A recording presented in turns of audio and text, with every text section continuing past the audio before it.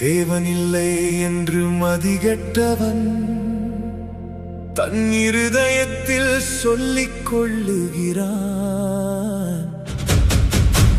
அவர்கள் தங்களை கெடுத்து அருவருப்பான கிரியைகளை செய்து வருகிறார்கள். நன்மை செய்கிறவன் ஒருவனும் இல்லை. தேவனை தேடுகிற உணர்வுள்ளவன் உண்டோ என்று பார்க்க கர்த்தர் பரலோகத்தில் இருந்து மனுபுத்திரரை கண்ணோக்கினார்.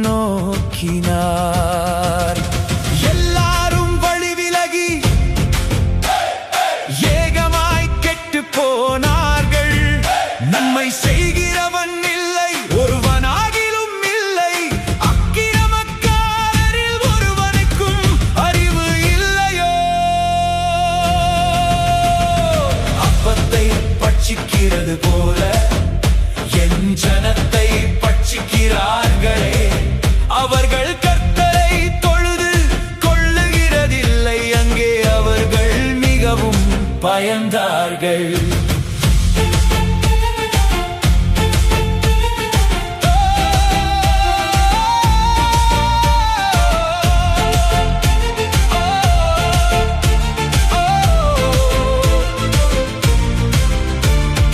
தேவன் நீதிமானுடைய சந்ததியோடே இருக்கிறாரே.